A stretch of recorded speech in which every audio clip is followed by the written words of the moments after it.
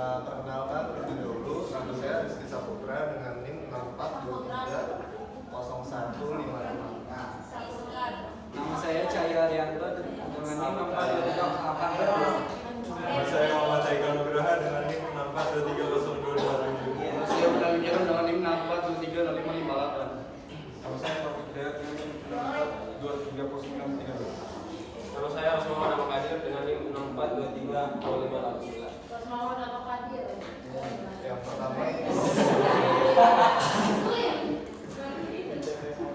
ada budget. Budget adalah perencanaan keuangan.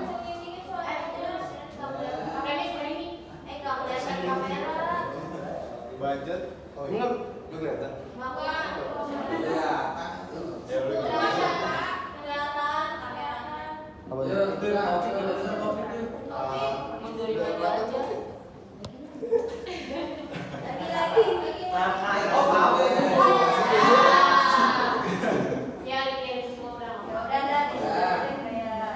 Jadi budget adalah rencana keuangan yang merinci pendapatan dan pengeluaran selama periode tertentu. Jadi fungsi budget itu adalah untuk perencanaan dan juga pengendalian, membantu individu, organisasi atau pemerintah dalam mengalokasikan sumber daya secara efisien. Next. Jadi jenis-jenis budget itu ada 4, yaitu ada budget operasional. Budget operasional itu digunakan oleh perusahaan untuk produksi atau melakukan kinerja perusahaan sehari-hari. Contohnya seperti biaya bahan baku dan juga tenaga kerja langsung. Yang kedua itu ada budget modal, yaitu budget modal itu digunakan perusahaan untuk investasi perusahaan. Jadi contohnya jika perusahaan ingin menambah cabang atau ingin menambah proyek baru, dia akan menggunakan budget modal.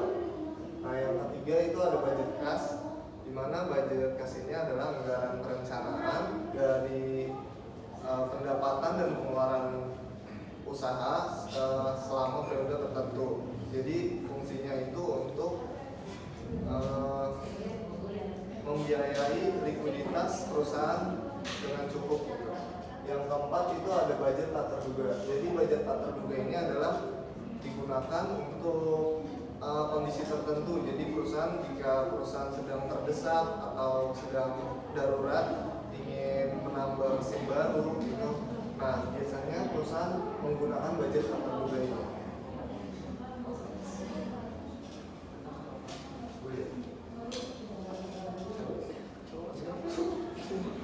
Tujuan budget adalah membantu dalam merencanakan penggunaan sumber daya keuangan untuk mencapai tujuan pengelolaan keuangan.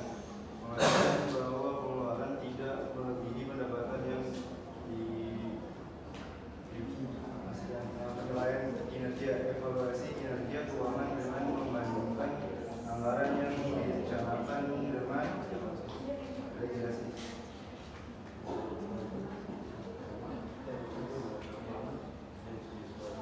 Manfaat budgeting, kontrol keuangan, membantu dalam mengontrol pengeluaran dan juga pemborosan. Terus yang kedua, visibilitas keuangan adalah memberikan gambaran jelas mengenai posisi keuangan. Terus yang ketiga, motivasi dan akuntabilitas, yaitu memotivasi tim untuk mencapai target yang telah ditetapkan. Terus yang keempat, peningkatan efisiensi, yaitu memfasilitasi penggunaan sumber daya secara lebih efisien.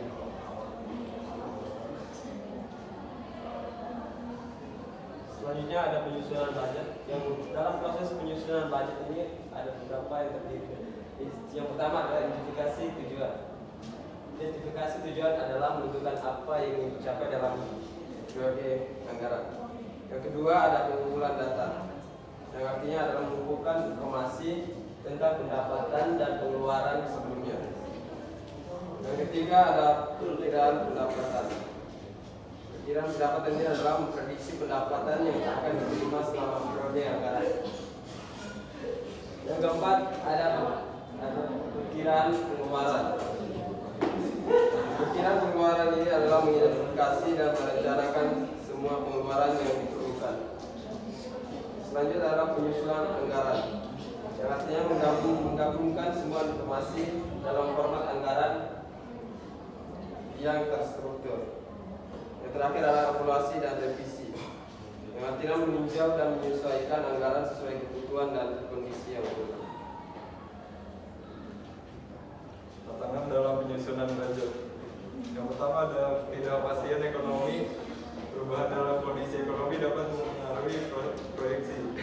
Yang kedua, pengabaian realisme. Anggaran yang terlalu optimis dapat menyebabkan masalah keuangan.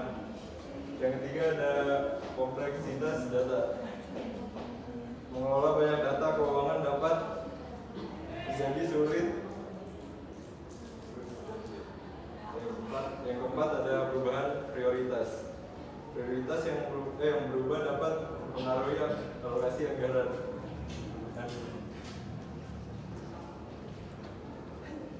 Yang selanjutnya ada studi kasus. Contohnya itu toko mitra sejati Furnitur NTT memiliki beberapa data, yaitu penjualan tahun 2023 sebesar 100 juta rupiah. Yang kedua, target pertumbuhan penjualannya 2024 20%, HPP-nya itu 60% dari penjualan, biaya tetapnya 20 juta, biaya variabelnya 10% dari penjualan, dan target laba bersihnya itu 15%. Eka. Ya. Yang pertama yaitu menghitung perkiraan penjualan pada tahun 2024. Itu kan tadi ada 100 juta. Nah, Small, oke. Gimana? kenapa bikin sendiri? Nah, terus kali 30%.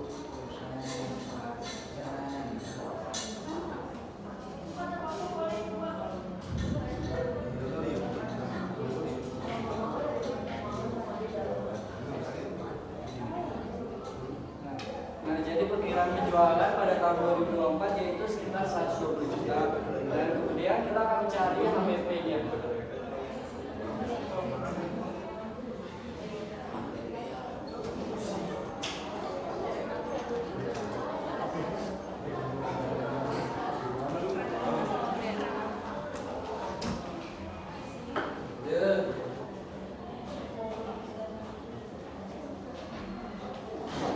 Dan kemudian kita akan mencari perkiraan total biaya operasional semuanya, yaitu dari biaya tetap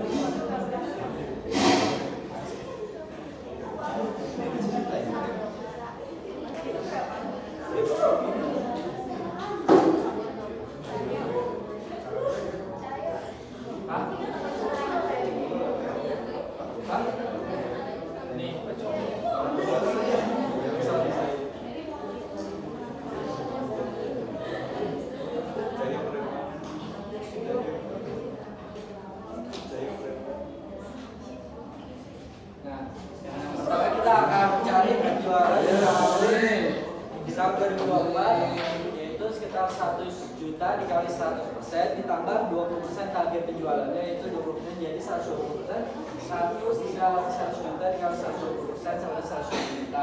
Kemudian kita akan mencari HPP-nya yaitu 50% dikali penjualan pada tahun 2024 yaitu 120 juta sebesar 60 juta rupiah. Kemudian kita mencari biaya semuanya, biaya tetap variabel. Biaya tetapnya kan sudah diketahui 20 juta rupiah. Kita akan mencari biaya variabelnya 10% dikali dengan semua penjualan di tahun 2024 yaitu 10% dikali 120 juta rupiah sama 12 juta. Dijumlahin 20 juta dan 20 juta sama 32 juta. Kemudian kita akan cari laba kotornya. Laba kotornya itu 120 juta dikurang dengan HPP-nya yaitu sekitar 60 juta juga. Kemudian kita akan mencari laba operasionalnya 60 juta dikurang dari biaya operasional tetap dan variabel yaitu 60 juta dikurang 30 juta sama 28 juta. Nah, laba operasional itu sama dengan juga laba bersih. Nah, kita mencari laba bersihnya itu kan laba bersih targetnya 15%. 15% dikali 120 juta itu penjualan sebenarnya 18 juta. Sedangkan yang kita dapat adalah 28 juta. Jadi penjualannya itu lebih target, jadi sesuai dengan lebih dari 15%. Ya. Ya, kan. Ya, selesai. Dari kesimpulan, budget merupakan alat penting dalam manajemen keuangan yang membantu merencanakan, mengontrol, dan mengevaluasi keuangan. Penyusunan anggaran yang efektif memerlukan pemahaman yang mendalam tentang pendapatan dan pengeluaran, serta kemampuan untuk menyesuaikan rencana dengan kondisi yang berubah. Dengan adanya budget yang baik, individu atau organisasi dapat mencapai tujuan keuangan mereka dengan terarah dan terukur. Ya, bagus ya. Ya, betul. Dari kami, jika ada yang ingin bertanya, silakan. Ya, yang tanya? Saya. Gantian. Pertanyaannya 3 aja ya, nggak jam 5 ini. Ya.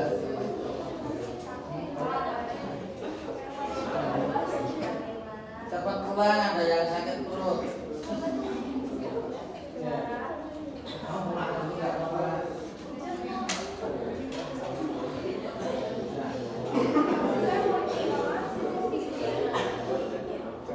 Nah, nggak apa-apa.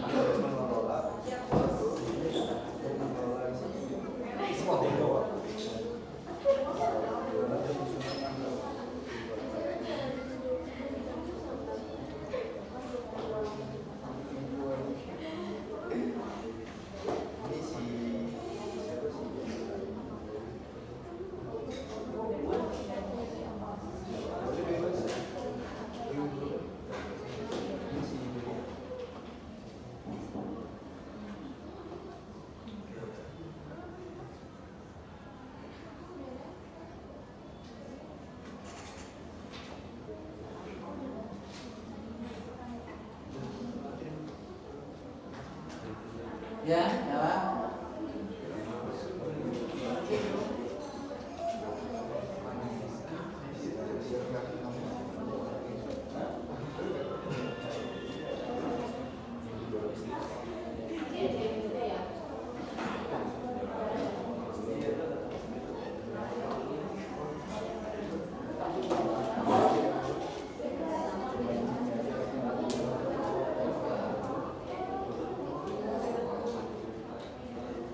Pak, Ya. Saya menjawab. Yuk.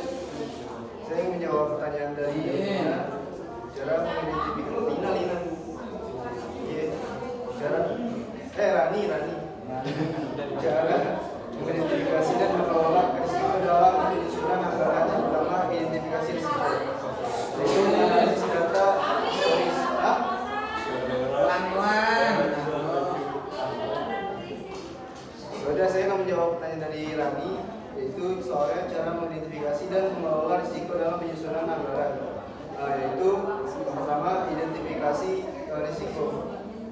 Ialah ada juga yang dibilang analisis data historik, yaitu tinjauan realisasi anggaran sebelum untuk mengidentifikasi pola atau deviasi. Terus yang kedua adalah penilaian risiko, yaitu kategorikan risiko berdasarkan kemungkinan terjadinya dan dampaknya. Yuk, dengerin.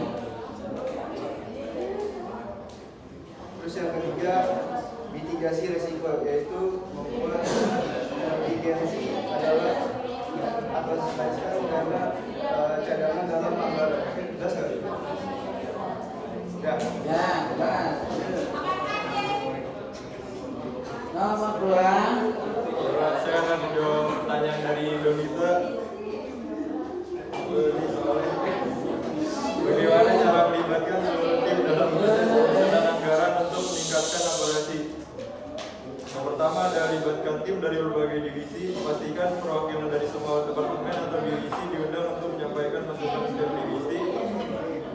Memiliki wawasan yang unik tentang kebutuhan dan pengeluaran mereka. Yang kedua ada kumpulkan data dan informasi yang diperlukan.